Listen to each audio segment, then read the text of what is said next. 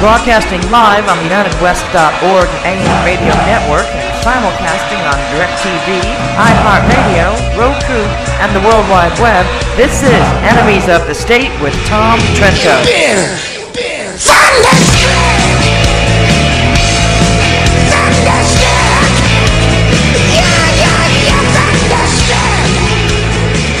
And those A-10s are something else. The Warthog tank killers that open our show. No metaphorical reason for having them, just some interesting stuff here. They're cool planes. They're cool Monday, May 4th. Wink, wink. Monday, May 4th. Hope you had a wonderful weekend. We have no idea how your weekend was because it's really Friday, May 1st. How does that work? Well, there's a reason for that, Tom. Yeah. Would you like to explain why today's show is taped on Friday? Today, with our viewers and listeners, today is Monday, May 4th, right? Yes. Yes. But actually, today is Friday, May 1st. I don't understand that. Who's on first? Well, it's What? pretty simple, Tom. What's on second? We are going to be traveling on May 4th. We, the United West team. Okay. You, the leader of the fearless team. Where is we going? We's going to Garland, Texas. Garland, Texas. Showdown in Garland, Texas between Islamic hate and U.S. First Amendment love. That's what's happening. On Sunday, let me get these days right, May 3rd. Sunday, the big A. Sunday, May 3rd, Pamela Geller, brave patriot woman. Which was yesterday. Which is yesterday, but really 2 days from today. She is sponsoring a Mohammed Art Festival. She sponsored. She's sponsoring, and Geert Wilders did speak at that event in a couple of days, 2 days ago. Yesterday. Okay, show in the future while I do it in the present, in the past, at the same time. I think I can. Wait a second. I can do that. And the wonderful thing that you watched yesterday, the United West. We'll be live streaming Pamela Geller's inaugural event. We live streamed it. But if you were here on Friday and heard us, we will be future tense live streaming, which means you can watch it live at theunitedwest.org, 6 o'clock East Coast time, 5 o'clock Central time. We will be in the center part of the United States. No, we were in the center part, Tom. Today's Monday. We We're are never going to get through the show if we don't stop this. We are in the We have a center lot part. to get into this show. We do. We get Egozi in a few minutes. Then we have a new guest, Ashley LaGrange. Then we have Ganoe.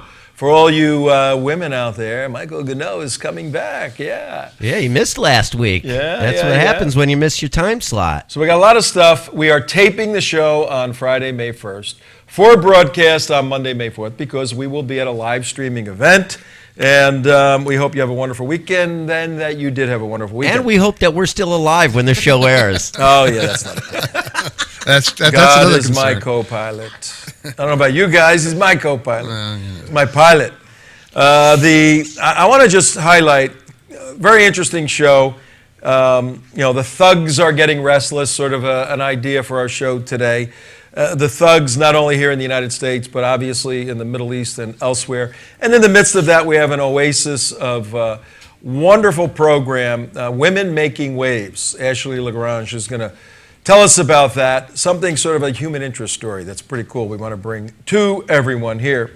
But our dear friend, good friend, tremendous writer, Daniel Greenfield, he wrote an article just a few days ago focusing in on Baltimore, but much deeper concepts. Just going to highlight a couple of points and put this in your head to consider as you're watching Baltimore and New York and all these other cities now that are starting to percolate. Race riots usually begin with criminality and end with criminality. They're protests by criminals on the behalf of a dead criminal. Opening fabulous sentence by Daniel Greenfield. He titled his article on April 28th, Savages with Cell Phones.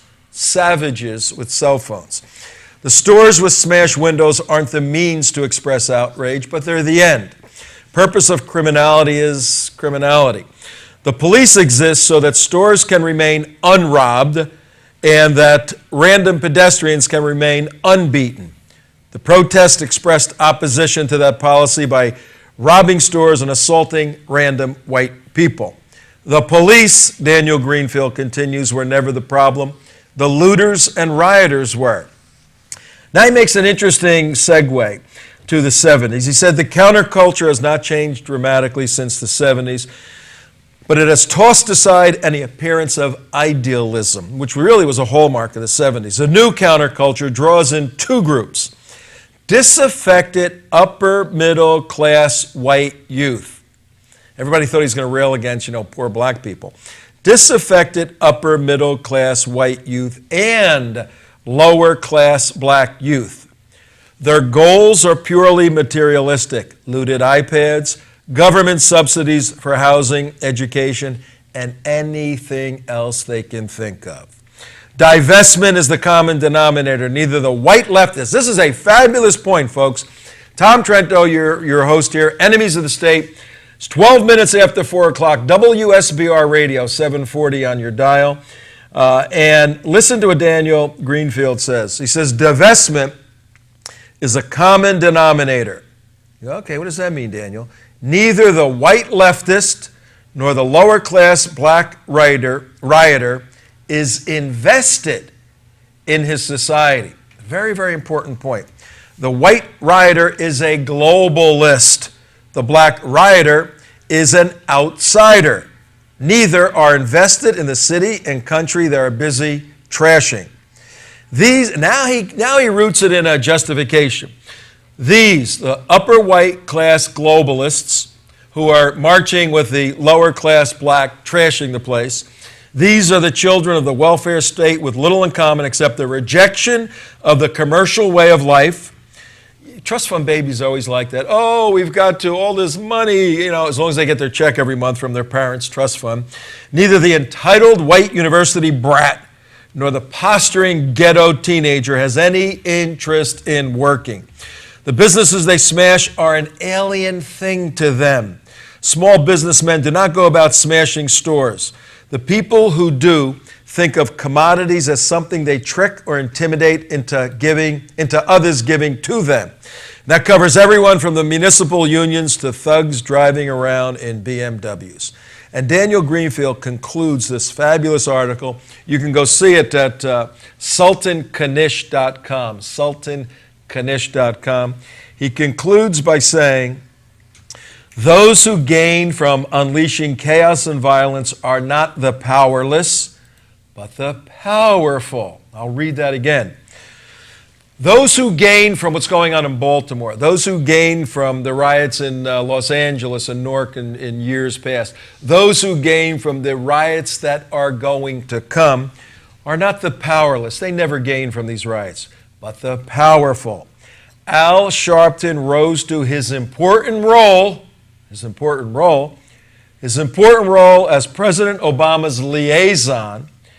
Al Sharpton rose on a trail of bodies. Someone operating here hopes to become the next Al Sharpton. Meanwhile, Obama's playing a perverse fusion of Al Sharpton and Martin Luther King. Now, rumor has it, parenthetically, Tom Trento speaking, that President Obama is having a bust made of Al Sharpton to put next to his bust of Martin Luther King in the Oval Office. Just we heard that. Well, he gave back Churchill bust. Gave back Churchill's. Nothing says transformation of America like getting rid of Winston Churchill and aggrandizing Reverend Al Sharpton. Well, he put Martin Luther King there. Okay, all right, we get it. You could have moved it over instead of giving it back. You could have moved it over and had Churchill and Martin Luther King, but he gave it back. But now he made room for Al Sharpton. And the point here that Greenfield's making, somebody in Baltimore is hoping to become the next Al Sharpton. Meanwhile, President this perverse fusion between Sharpton and MLK. On the one hand, the community organizing civil rights guru. On the other hand, Al Sharpton creating chaos, the Alinsky method by which you can lead the dopey masses. And he goes on, Daniel says, Obama is amping up a bad situation, then telling blacks and whites they need to rise above it. So Obama helps create the crisis, then says you need to rise above that. Perfect community control. As always, the ringleader, Obama, gets to keep his hands clean while convincing the young black youth, the establishment, that he can turn the violence on or off anytime he wants to. Obama exploits the riots he cultivated for his own political ends. The looter at the top is not through looting yet. Fabulous article by Daniel Greenfield. And you got to read Daniel Greenfield, Sultan Knish, whenever you can. There you see President Obama with the new waxed statue of Al Sharpton, it looks like right there. That's what that looks like to me. Got a minute or two, gentlemen, for you to weigh in on Daniel Greenfield's article. Well, Daniel Greenfield is first one of the premier journalists of our time. Absolutely. And he's right, as always. And you can almost, it's very hard to add to Daniel because he's so freaking talented that what's the point? I read this much of an article that big, and every sentence is chock full of exposition. But we got too many things to do on today's show. But some of you may be saying, Tom, you're wearing the same exact shirt on Monday, May 4th, that you did on Friday, May 1st. Don't you have another shirt to wear? No, he doesn't. And the answer to that, for those of you just tuning in at 16 minutes after 4 o'clock, Enemies of the State, WSBR Radio, 740. Please put us on your iPhones, iHeartRadio. Listen every place. 4 o'clock East Coast time, 1 o'clock in California, WHFS. If you're driving around in Tampa Bay, 1010 on the dial, or theunitedwest.org, teapartycommunity.com. Commercial free. We don't bring schmucks in here trying to sell you crap. We don't do that. We sell you truth, okay? Now, what do you buy? What do you pay for that? You pay nothing. But what we'd like you to pay? A little donation, $25 a month, $18 a month. Hey, that sounds pretty good the way. $25 a month. Lock it into your credit card. Go to the United West. Do it now. Right now. Stop what you're doing. Pull out your credit card. Go to the unitedwest.org. Hit donate securely, top right-hand side. Fill in all that nonsense there. Put your credit card number in. Make sure that's correct.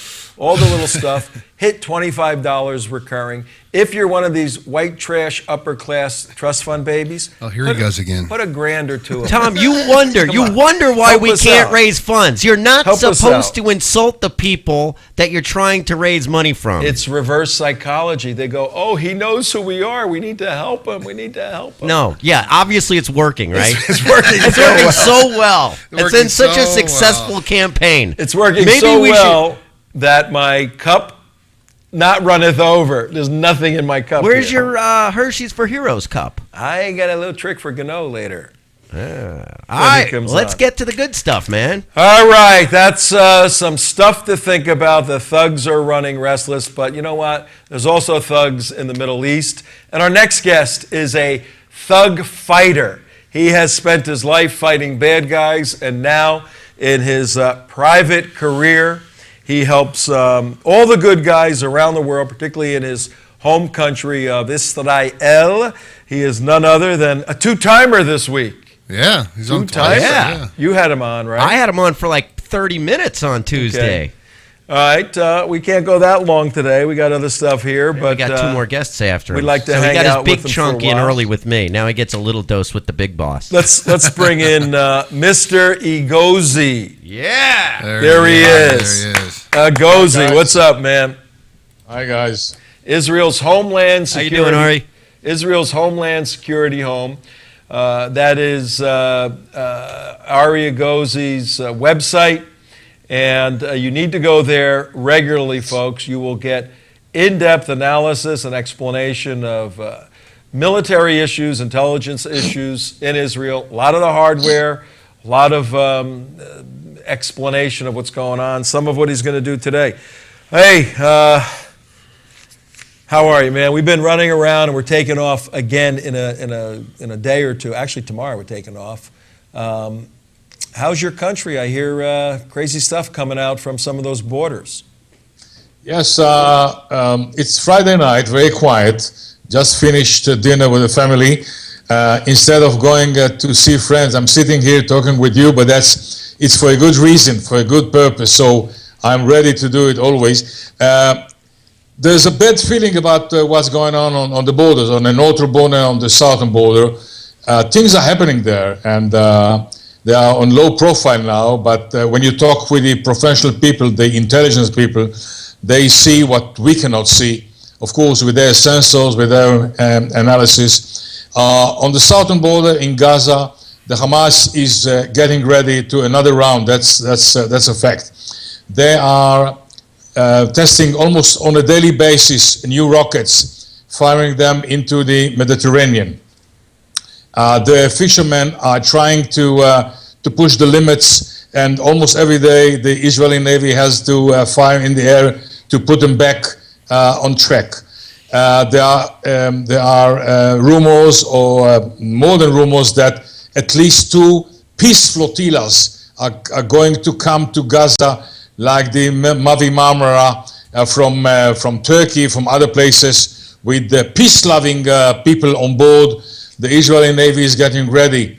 On the border, they have established at least 2 training camps, and they are training with live fire very near to the border, and some stray bullets hit houses on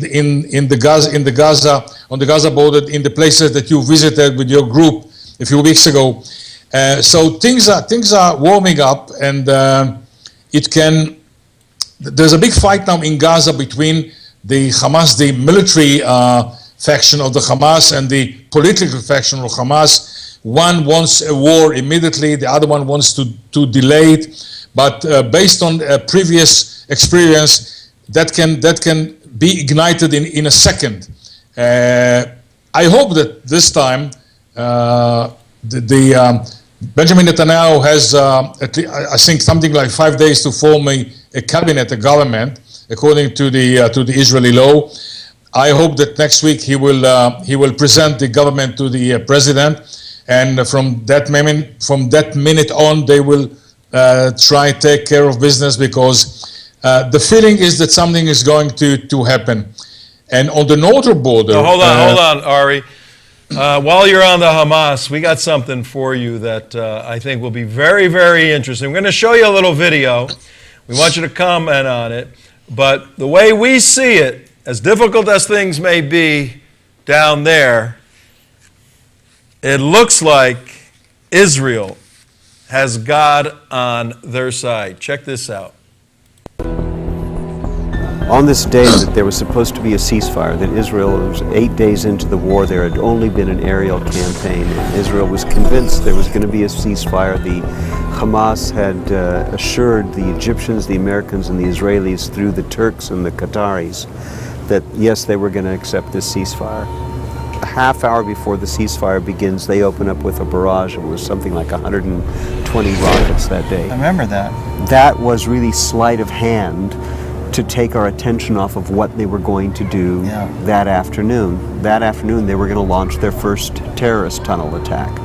Several days before, there are a group of religious Jews from Bnei Brak who have a small factory that makes what's called matzah shmura. Matzah shmura means literally watched over matzah. It's like the uber kosher matzah for Passover, which has to be watched over from the time the first seeds are planted. They have to be planted according to all the biblical strictures. They're watched over all during the growing process, and every 7th year the land has to lie fallow. The land gets a Sabbath as well. It's a sabbatical year. So this group of religious Jews was looking for a large field of very green, unripened, tall wheat that they could harvest immediately and store for 2 years, because next year there won't be any wheat.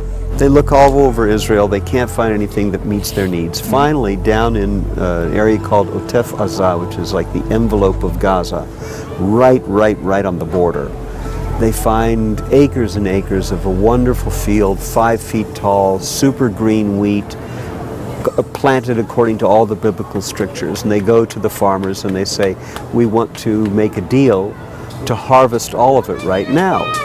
And the farmers said, well, you know, want to make sure we get the price for it that we would pay in September. And they haggle back and forth, and they say, it'll be a good deal for you. You won't have to work these extra 2 months, no irrigation, no upkeep costs. Just the expense of growing it, they won't be out. And you won't have to sell it piecemeal. We'll take the entire crop. You won't have to sell a little here and a little there, but we must harvest today, because every day that goes by, we're losing the ability to store it for 2 years. We want it at its greenest state. We're right now less than 3,000 meters from the border. That's a closed military area. It's the closest we've been so far. On the border. Close to Gaza land right now. Yeah. As you can see, this field's been harvested and plowed under already. 2 days after they harvest the field, 13 Hamas terrorists pop up from a tunnel right in the middle of the field. In the middle of the field. And if you take a look over here, you'll see, I'm not revealing any military secrets, everybody knows it. There's eyes in the sky, there's an observation balloon. Right, it's like I wasn't sure what that was at first. There are cameras all along this area, and there's a unit of female soldiers, all female, all girls, who watch monitors 24 hours a day, because boys don't have the same powers of concentration. No, they don't. When they popped up, as they come up out of the tunnel, they do a ninja somersault and then look around going, where the heck's the wheat field? This is the good part This was here. supposed to be our camouflage. Yeah, it's amazing. Instead of being invisible, they're now visible to everything. They're totally exposed. A 19-year-old girl sees them. She immediately sounds the alarm. There's an aerial asset that engages them, hits them with a missile. We have a special ready response team that engaged them within 90 seconds. Half the terrorists were killed, the other half the terrorists were driven back down into the tunnel. Boom. And every newspaper account that you'll find will tell you, but for those religious Jews who were following biblical strictures, we would have had a disaster. I was in one. What happened there? Okay. Oh, that was the end. Sorry. Okay. Anyway, yeah. What happened? No, All that was right, the anyway, end. That let's was get the end. back. That was the end. What do you think of that, Egozi? Okay, so what was your question? This is the reality these people live in every day. Do you remember want that to- story? That was at the beginning of Operation Protective Edge.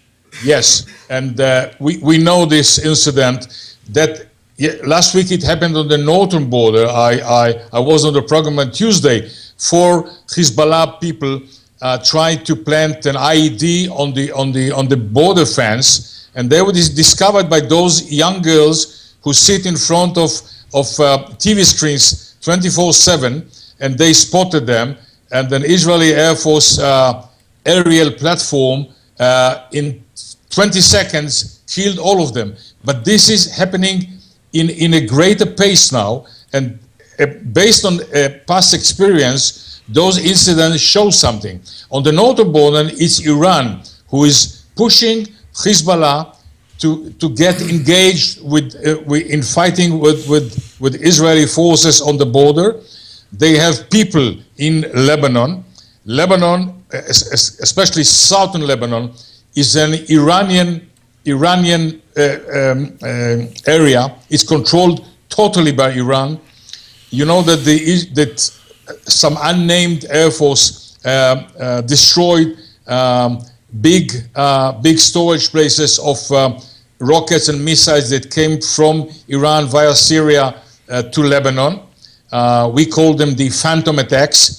But many shipments got to Lebanon. So the Lebanese now have more than 100,000 rockets and missiles. Some of them, the Fatah 110 and the M600, are equipped with warheads that have in them 400 to 500 kilograms of explosives. Wow. So the situation there is very, very touchy, very, very sensitive, and it can erupt in any second. But of course, we live normally because we are used to that. But what amazes me is that ISIS is on the Golan Heights now. ISIS on the Golan Heights. ISIS has established themselves in certain villages in the Golan Heights, and nothing is being done. ISIS is not doing anything against Israel, but ISIS is against Europe and the US, and the coalition is doing nothing there, nothing. They have a free hand to do whatever they want, and trust me, there will come a day very soon that ISIS will also join Hezbollah and other forces on the Golan Heights and in Syria, and will try to engage the IDF. So in that, because the coalition is, I just heard yesterday that 2 F-18s bombed some area, some desert area in Iraq. Again and again, I'm saying this is a joke. This is not the way to fight an organization like ISIS. But this is the situation, and of course we cannot forget the joke named the nuclear talks with Iran. Your vice president said yesterday that he understands Israeli worries about Iran, to stop Iran. The centrifuges are turning. Iran is getting closer and closer to have a nuclear military capability. And the rest is history. The rest is history. Israel can only be ready for the next round. You don't paint a very positive or upbeat picture, but as we know, that's the real picture. And Israel is getting ready. We tell our folks here, and we took 25 people back a month ago in March to Israel to get them at an operational level where when they listen to you, when they watch our show, when they hear the news, they're able to put the pieces together to see the threat, the actual immediate and existential threats to Israel, then turn around and instruct, teach their constituents. All the ones that came with us, most of them are leaders of activist organizations. So we're trying to build a coalition of American patriots, Christians, Jews, others here to stand with Israel. Because you're damned if you do and damned if you don't. When you take out these four Hezbollah warriors, these mujahideen kids that tried this little operation, then you get condemnation from different places. When Hezbollah has 100,000 missiles aimed at you and they start firing them and you have to devastate parts of southern Lebanon, the whole world's going to turn against Israel for overreacting to some guys with some little missiles. What happens the next round of battle when the world is condemning you if you have to take out or seriously handle Hezbollah's 100,000 missile attack? What happens then? I think that the only option for Israel, if Hezbollah is starting to launch rockets, Israel cannot stand an attrition war, because this small country, the economy will be ruined and the people will stay in the shelters for months. I think that this time, and there were some hints from military, high-ranking military officers that next time Israel will hit back very, very strong. And I know from my knowledge that Israel can hit very, very strong. What was until now is only a sample of the firepower that the Israeli Air Force and the Israeli artillery can inflict on Hezbollah. And I hope that the new government understands that Israel cannot stand an attrition war. It's a too small country to be covered with rockets for months. And if that happens, I hope and I'm sure that the Israeli Air Force, and not only the Air Force, the Navy, the artillery corps will retaliate in such a way that will bring Hezbollah to bring up a white flag very fast. I'll give you an example. In Lebanon, there are 4 or 5 power stations. If the Israeli Air Force will take them out, Lebanon will remain without power, without water, without thing. Of course, the world will come to Israel and say, you cannot do that. You have to supply them with water and electricity like they did in Gaza. During the Protective Edge operation, the Israeli electrical company fixed the lines that were hit by Qassam from Gaza, and people risked their lives to fix the high voltage line that comes from Israel to Gaza. This is crazy. It's totally crazy. It's totally crazy. It's completely crazy. Hey, Hey, Arie, what we're doing here, I got to let you go now, but what we're doing here is preparing for that inevitable day, because the other side knows exactly how the world will respond to Israel's massive attacks, which is really the only way for self-preservation. And they're ready to stimulate Baltimore's, with the riots in Baltimore's all over the country. We're preparing an army of people in the United States at those moments to stand with Israel and to force the administration to line up with Israel, to resupply and to assist, because we know a war of attrition is not capable for your country. Arie, have a wonderful weekend. One more thing. Israel was pressured to supply Gaza with cement to fix the houses that were ruined. Israel is pumping thousands of tons of cement. No building was rebuilt. All the cement goes to bunkers and tunnels. Yeah. Is that normal? No, it's not normal if you're Hamas. No, it's not normal. But always remember the matzah ball miracle. Matzah ball miracle. The matzah miracle. Always remember the matzah miracle, that somewhere, some way, somebody's watching over you guys. Do what you're supposed to do. Things will turn out okay. You have a wonderful weekend, okay? Thank you very much, guys. All right, See you good next seeing week. you. Take Bye-bye. it easy. Bye. Good man. Arie's a good man. Yeah, I like the matzo ball miracle. The matzah ball, miracle of the matzah ball. I like how they all popped up out of the hole and said, Can- "Oop, dope."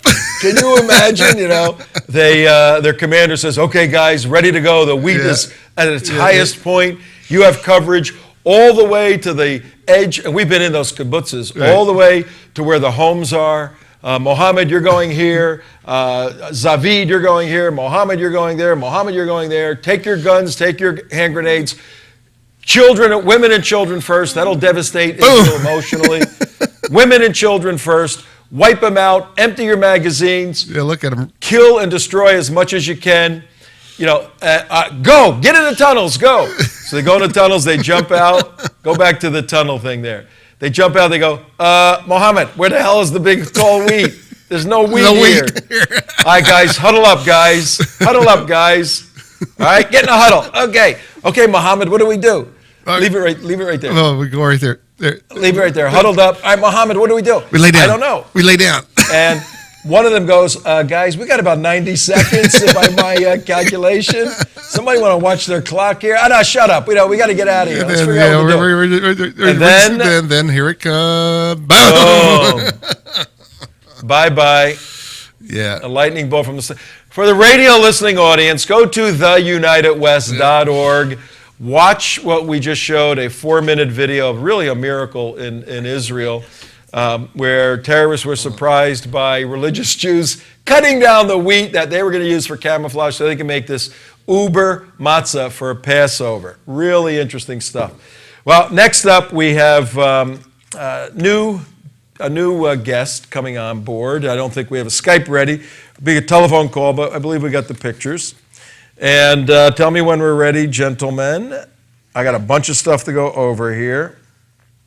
Following Ashley Lagrange, we will have Michael Ganoe, good friend to the United West. Michael is an American, now living in Israel, in Tel Aviv for the most part.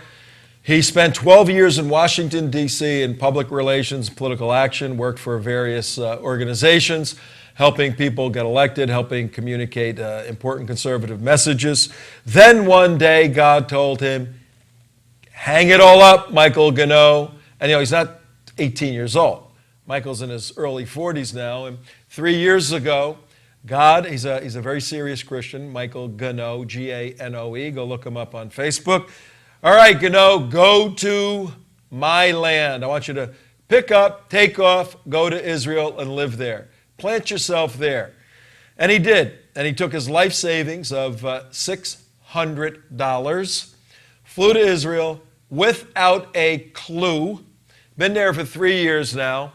And what a story. I mean, it's really a made-for-TV movie. He simply wanted to honor the IDF, the Israeli Defense Forces, men and women, for their bravery, for their commitment. Came up with a little corny idea. Let me give them a candy bar and let me have some of my friends write a little message on their candy bar. So he got a Hershey's candy bar, and some friends were writing messages on it. God bless you, thank you for your work. And he started handing these candy bars out to soldiers and just patting them on the back. All of a sudden, soldiers are going, hey, where's the candy man, the candy bars, where's this? So that little idea germinated into Hershey candy bars, Hershey's for Heroes, the IDF. So Michael sponsors a program now where people all over the world go to Hershey's for Heroes on Facebook. All over the world send him boxes of Hershey bars, but they take the Hershey bars out, they get these little stickers, wherever they are, whether it's in Spain or California or Germany or Florida. They get a little piece of paper, stick it on the Hershey bar, and write a little message to the soldiers. Jewish people, some write in Hebrew, they write in their own language, in English, some put Bible verses, whatever they want. He then takes these boxes, he travels around the country doing stories, and when you travel around Israel, inevitably you run into the IDF. They're all over the place. So I've been with him when we see 5 or 6 IDF side of the road, they have their Humvee pulled over, they're getting a drink of water. Ganoe runs right up to them, hey, Hershey's for Heroes. He wears his shirt, Hershey's for Heroes. Everybody knows him now. He starts handing the bars out, gets into song with them, singing with them, yelling Hershey's for Heroes. He is a one-man public relations, motivational wrecking crew on a positive note for the IDF and for people in Israel. So please go to his Facebook page, Hershey's for Heroes. Support. Best way to support him, you can send him a check. It goes to a church that he works with. It's tax deductible. But send him a Hershey bar, a Hershey box of Hershey bars. He'll show you on his Facebook, Hershey's for Heroes, how to do that. Excellent. He and Jane, Jerusalem Jane, they're good friends. We all work together. And you need to support both of those guys. We now have with us by telephone, we have Ashley. Ashley, hello, it's Tom. How you doing? Hi, how are you? Good, good, good. We have your picture up. And I think you also have on the phone Alexi, right? Yes, hi, how are you? Hi, Alexi. It's Tom Trento at the station here in our studio. And for our viewing audience, we have Ashley right in the middle, me on one side on the screen, and Alexi on the other side. Ashley is the founder and director of Women Making Waves, and then Alexi's working with her. Ashley, take a moment and tell us what the heck is Women Making Waves? Are you causing trouble somewhere? No, we're just trying to make waves. Tell us about those Women waves. Making Waves it's a peer-to-peer mentoring program, and we are gender specific. So what we do and what we're geared towards is promoting social and emotional health throughout the community. And what makes us really unique is it's a group of high school girls that have initiated this and put it together, and it's really all of their hard work and efforts that allow us to really get out into the community and teach the community different topics that they think are really important. Oh, very cool. Gender specific. I can't join your club. Is that true? Well, we're actually hoping to be launching our guys chapter in the fall, which will be Men Moving Mountains. Oh, Men Moving Mountains. You keep a little alliteration in there. All yeah. Right. Alexi, you're a high school. Are you a senior? Are you a senior now? Yes, I'm a junior, actually. You're a junior. What is your role? How'd you get involved, and what is your vision for making waves? So right now I'm actually a co-president of Women Making Waves, and it all started out by a little summer camp that Ashley was hosting, and that's called Mentally Fit Teens. And I became a part of it over the summer, and I became a counselor. And seeing all the younger girls that we were mentoring in elementary and middle school ages, I decided to keep this going. Me and the other counselors during that summer decided to not just end it there at the summer, but turn this into a nonprofit. All right, now the young ladies that you mentor, Do you kind of trip over them? Is there a demographic you look for? Do other agencies and groups say, hey, this little girl needs help, or all of the above? We actually focus on high-achieving, high-performing teams. So teams that are really, our motto is keeping healthy kids healthy. And so the idea is that we believe all teens are at risk for any type of social and emotional struggle, because peers become such a strong influence at the middle school and late elementary school age. And so the idea is by implementing a peer-to-peer, almost like a tier level mentoring program where high school girls can set an example, live by example, and also learn the tools to teach some of these kids how to survive conflicts with their friends, feeling excluded, not feeling good enough, body image issues, questions about drugs and alcohol, all of those different things. Teaching the high school kids those things, they can then help teach the middle school those things with me supervising and facilitating it. And then also the middle school can set an example for the elementary school. So it's an ever-evolving door, and everybody's kind of getting sandwiched in, which we think is something that really creates change. Very, very cool. It's so refreshing. On this show, we deal with a lot of crazy national security issues and crazy people. So refreshing to have some folks that are an oasis of hope and change, and in a positive sense. And by way of full disclosure, we happen to know Ashley, your mom, who turned us on to you guys and the marvelous job you're doing. They told us about your work, and we said, we'd like to talk to her, get her on the show, and find out if you got any special programs going on that we could help promote. And Ashley, I think you have a special program, don't you? Yes, we do. On Tuesday, May 5th, we've been selected to participate in United Way and the Community Foundation of Palm Beach and Martin County's big annual online fundraiser called The Great Give. And The Great Give is a 24-hour online fundraiser that is geared to helping raise critical funds for local nonprofits. And during that 24-hour time period, anybody who donates, we will get an extra 25 cents on every dollar that's donated. Wow. So it's just an incredible time for people if they're looking to give. This is the best time for them to give, because we can really maximize those incentives in order to raise more funds for our programming. I'm going to have Damon lay it out a little bit. If you can do that, Damon, read the particulars for our listening audience. Hang on, it's 48 minutes after. Tom Trento, your host, Enemies of the State. We don't have enemies on right now. We got friends on. We have Ashley and Alexi. Ashley is the founder and director of Women Making Waves, peer-to-peer group trying to take the good kids, keep them good so they can go help others in the world. They got a fundraiser coming up. We want everyone to listen to Damon right now. We want you to get involved and help raise some extra money for Women Making Waves. Go ahead, Damon. On May 5th to 6th, 5 p.m. to 5 p.m. So that is 5 p.m. Tuesday till 5 p.m. Wednesday. And this show is airing on Monday. Correct. Tomorrow at 5 o'clock it starts. Correct. From the time this show ends tomorrow, or 24 hours after the show ends today. You're all messed for up. 24 hours. Women Making Waves, the Stand Up Foundation, is participating in the Great Give Palm Beach and Martin Counties, a 24-hour online giving event led by the Community Foundation for Palm Beach and Martin Counties, United Way of Palm Beach County, and United Way of Martin County.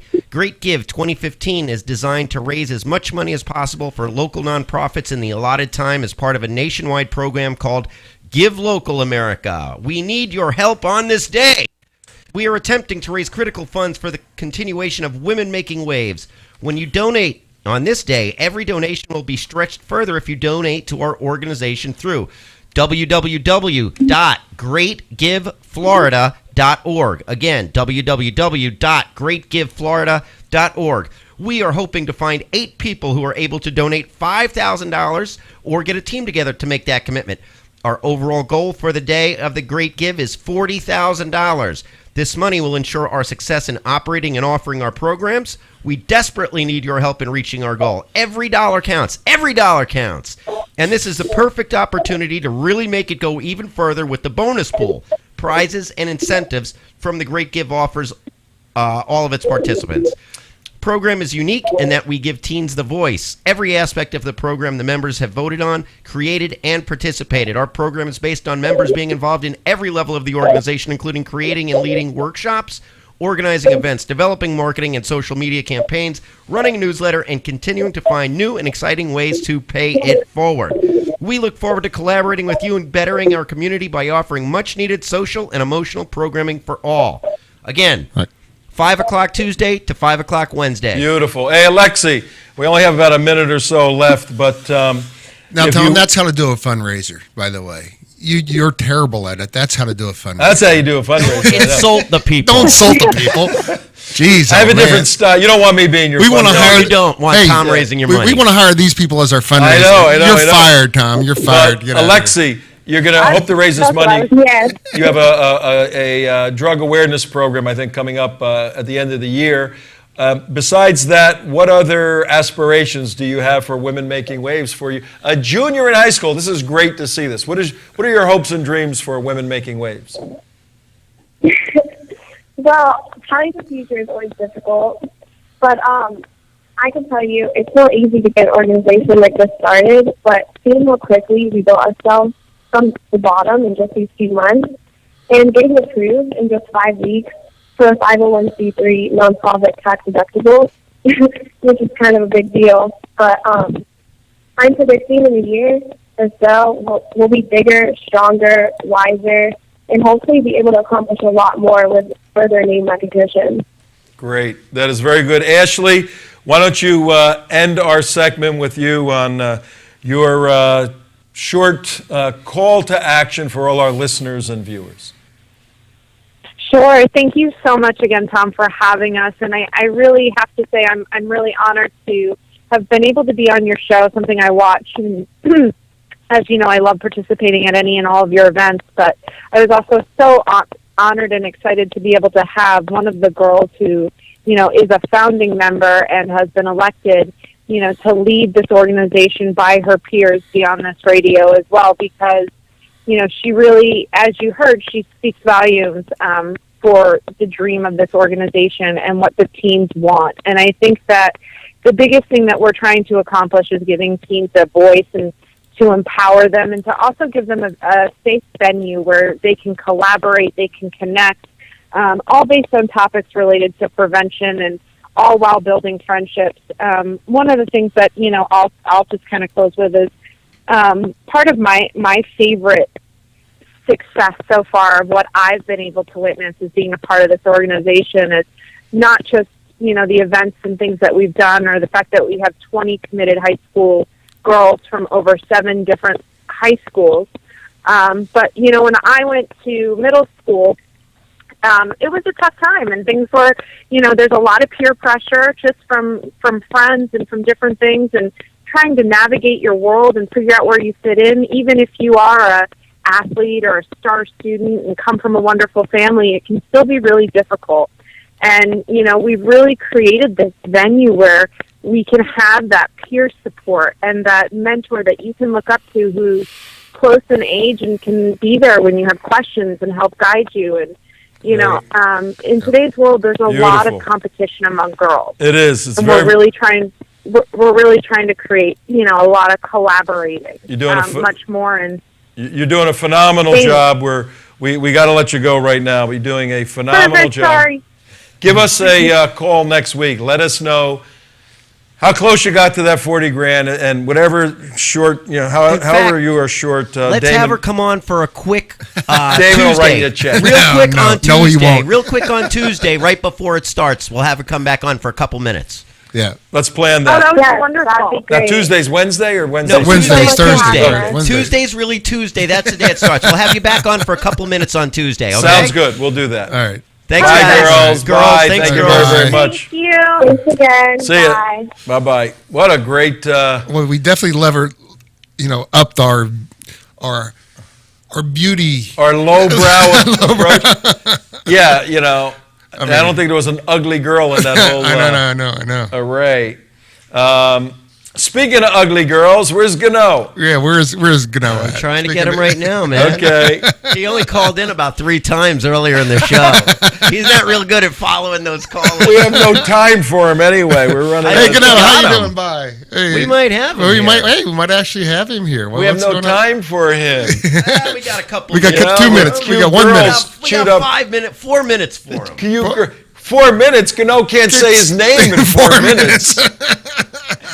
Is he on yet? I gotta get his cup. Wrong cup. I have your cup. I covered right for here. you, Tom. I covered for you. What's up, bro? There you go. Another beautiful day in the Jewish state. I posted on your Facebook page? Yeah, I saw it. Yep. Crazy. I started watching it before the show. I gotta look at it. Tell us quickly. We got about 5 minutes with you. We got to get you on next week for a big segment. Yeah. Tell us what that was about, because I started going through it. I go, what the heck is he doing? This looks cool.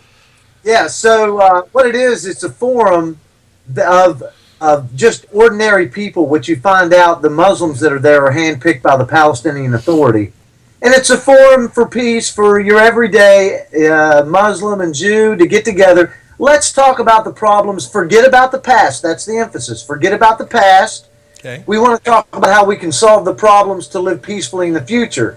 Well, what's funny is one of the guys there, the Muslims there, had a scarf on around his neck of the Palestinian flag with a picture of Yasser Arafat. Oh, yeah, it's forget about the past, huh?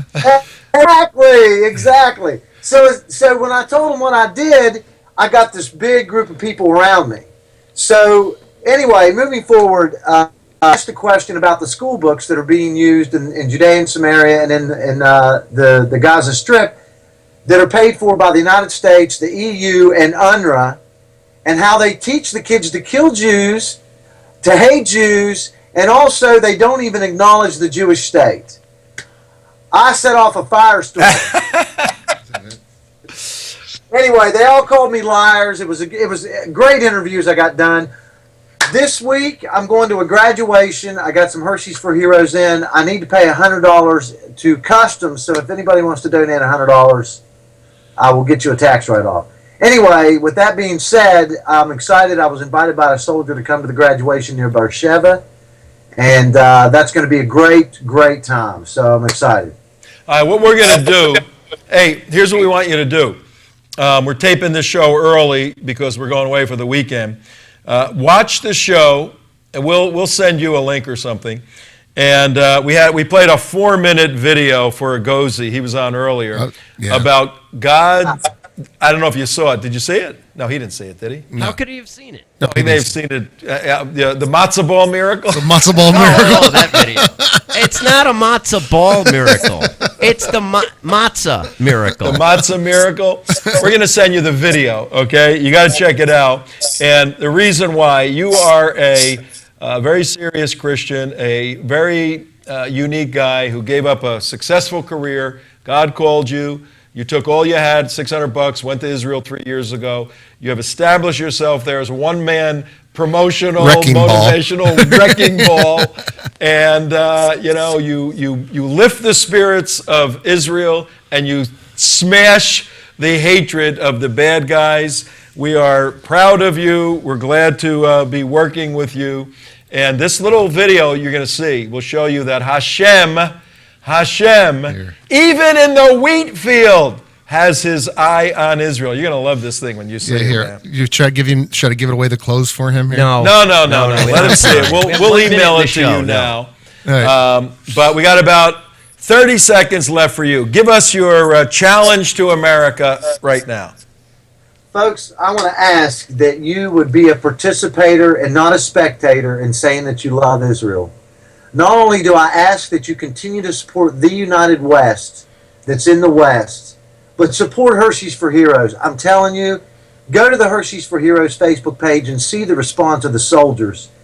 It changes their life, and there is a growing hatred. We're going to have another war this summer. It's inevitable. And I need chocolate bars because I'm going to the front lines. I'm going, and I'm excited about it, to be with these soldiers. Yes, I want you to come with me, Tom. We'll be there.